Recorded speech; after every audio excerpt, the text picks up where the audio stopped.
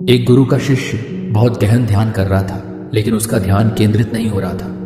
उनका मन सदैव विचारों से भरा रहता था। उसने अपने दिमाग को खाली करने की बहुत कोशिश की, लेकिन उसकी सारी कोशिशें नाकाम रहीं। अंत में जब वह सब कुछ कर चुका, तब वह अपने गुरु के पास गया और बोला, गुरुदेव, मेरा मन हमेशा विचारों से भरा रहता है। मैं एक जगह ध्यान केंद्रित नहीं कर पाता। जब देखता हूं तो दूसरी चीज पर चला जाता हूं, फिर तीसरी और चौथी चीज करता हूं।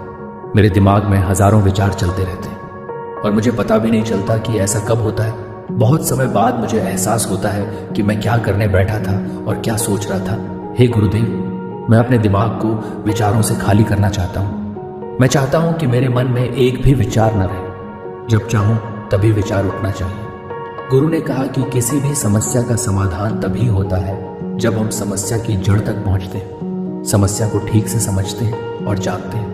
क्या आपने उस मन को भी जाना है जिसे आप खाली करना चाहते हैं? शिष्य ने कहा, गुरुदेव, मैंने मन को जानने की बहुत कोशिश की, लेकिन जितना इसके बारे में जानता हूँ ये उतना ही रहस्यमय होता जाता है। गुरु ने कहा, जाओ और छोटे छोटे पत्थरों से भरा एक घड़ा ले आओ। तब शिष्य छोटे छोटे पत्थरों से भरा एक घड़ा ले आया और गुरु के पास रख दिया। गुरु ने कहा, इस घड़े को अपना मन समझो और इस घड़े में पत्थर भरे हुए हैं। अब इस घड़े में और पत्थर डालो। शिष्य घड़े में पत्थर डालने लगा। घड़ा पहले से ही भरा हुआ था। 12वां पत्थर रखते ही बाकी सभी पत्थर नीचे गिरने लगे। तब गुरु ने कहा, रुको और ध्यान से देखो। अब घड़े में कोई पत्थर तो नहीं आ रही, बल्कि वह नीचे गिर रही है, क्योंकि यह भर गया है। इसमें जो भी आ सकता था वह आ गया। अब और पत्थर नहीं आएंगे। यदि आप दूसरा पत्थर लगाना चाहते हैं तो पहले पत्थरों को बाहर निकालना होगा। शिष्य ने तुरंत कहा, गुरुदेव, मैं समझ गया कि आप क्या कहना चाहते हैं, कि हमें अपने दिमाग को विचारों से खाली कर लेना चाहिए। गुरु मुस्कुराया और गुरु ने कहा, पहले पूरी बात समझो और फिर दिमाग को खाली करो। गुरु ने कहा कि हमारा मन इस घड़े के बिल्कुल विपरीत है। तुम घड़े को पत्थरों से तो भर सकते हो, लेकिन मन को विचारों से नहीं भर पाओगे। मन हमेशा खाली रहता है। शिष्य ने कहा, गुरुदेव, मुझे कुछ समझ नहीं आ रहा है। अगर दिमाग हमेशा खाली रहता है तो हम उसे खाली करने की कोशिश क्यों करते रहते हैं? इसकी क्या जरूरत है? गुरु ने कहा, इस घड़े से एक एक करके सारे पत्थर निकालो। शिष्य ने वैसा ही किया और घड़े से एक एक पत्थर निकालता रहा और अंत में घड़ा खाली हो गया। गुरु ने कहा, देखो, तुमने एक एक पत्थर निकाला, ये घड़ा खाली हो गया है। अब आप इस घड़े में कोई भी पत्थर डाल सकते हैं, दूसरा पत्थर डाल सकते हैं, या फिर वही पत्थर दोबारा डाल सकते हैं। आप इसे आधा भर सकते हैं या फिर पूरा भर सकते हैं। शिष्य ने कहा, गुरुदेव, मैं भी ऐसा ही हूं। मैं बता रहा हूं कि मन को खाली करना है। ये तो पत्थर है, इन्हें आसानी से निकाला जा सकता है और घड़ा खाली किया जा सकता है, लेकिन मैं अपने मन को कैसे खाली करूं? गुरु ने कहा, इस खाली घड़े में एक पत्थर डालो और 2 पत्थर निकाल लो। शिष्य ने यह कहा, ऐसा कैसे हो सकता है कि जब इस घड़े में एक पत्थर होगा तो एक ही पत्थर निकलेगा, फिर 2 पत्थर कैसे निकल सकते हैं? गुरु ने कहा, चलो ऐसा करो, इस घड़े में 2 पत्थर डालो और 4 पत्थर निकाल लो। शिष्य ने कहा, गुरुदेव, ये कैसे संभव हो सकता है? ये कोई चमत्कारी बर्तन नहीं है कि 1 डालो तो 2 निकालो, 2 डालो तो 4। गुरु ने कहा, यह घड़ा चमत्कारी नहीं है, लेकिन तुम्हारा घड़ा यानी तुम्हारा मन चमत्कारी है। यदि आप इसमें एक विचार निकालेंगे तो इसके पीछे 2 विचार होंगे। जब आप उन 2 विचारों को पकड़ते हैं तो उनके पीछे 4 विचार उभर आते हैं और वह खाली नहीं रहता।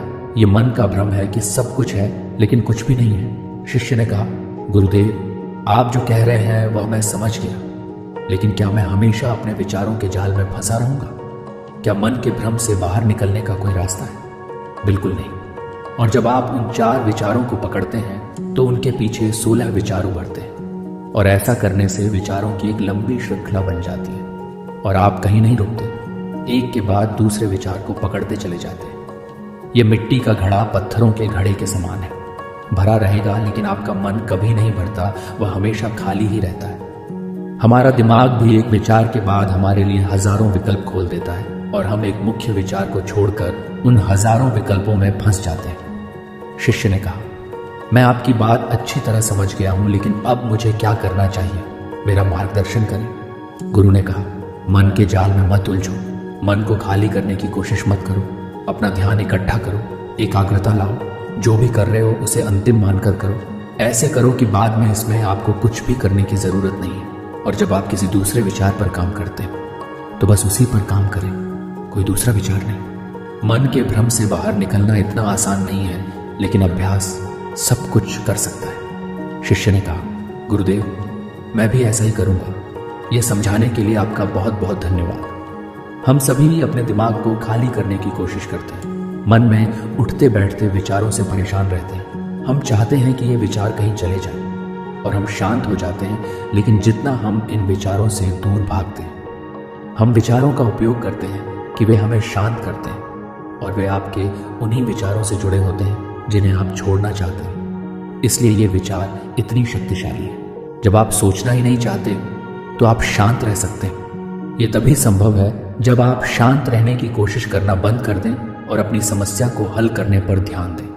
ध्यान केंद्रित करें और समझें कि चिंता करने से नहीं बल्कि सोचने से समाधान मिलता है। गुरु ने कहा, इस मिट्टी के बर्तन को पत्थरों से आधा भर दो। शिष्य ने वैसा ही किया।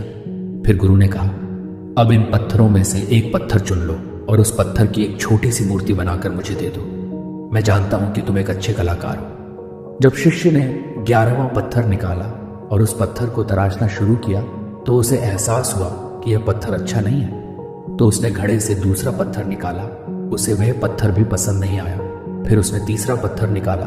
उसका रंग उसे पसंद नहीं आया। फिर उसने चौथा पत्थर निकाला, लेकिन उसे इस पत्थर में एक दोष निकला। इस प्रकार उसने लगभग सभी पत्थर बाहर फेंक दिए। उसे ऐसा करते देख गुरु ने कहा, वह पत्थर जो तुमने पहली बार निकाला था, यह समझकर उसी पत्थर की खोज करो कि तुम्हारे पास कोई दूसरा पत्थर नहीं है। तब शिष्य ने उस पत्थर को ही खोजना शुरू कर दिया और उस पत्थर से उसने अपने गुरु की एक बहुत ही सुंदर मूर्ति बनाई और अपने गुरु को भेंट की और कहा, बहुत सुंदर, इस पत्थर से यह मूर्ति बनाई जा सकती है। मैं इसका विचार भी नहीं कर सकता था। गुरु ने कहा कि जब कोई दूसरा विकल्प नहीं है तो हम अपनी सारी ऊर्जा उसमें लगा देते हैं और उसे सर्वश्रेष्ठ बनाते हैं। जब कोई दूसरा विकल्प है तो हम सिर्फ पत्थर चुनते रहते हैं। मान लीजिए कि मूर्ति नहीं बनाई गई है। दोस्तों, आज की यह कहानी आपको कैसी लगी और इस कहानी से आपको और क्या सीखने को मिला? कृपया यह भी हमें कमेंट करके बताएं। साथ ही अगर आपको यह कहानी पसंद आई और ये आपके लिए उपयोगी लगी तो चैनल को सब्सक्राइब जरूर करें।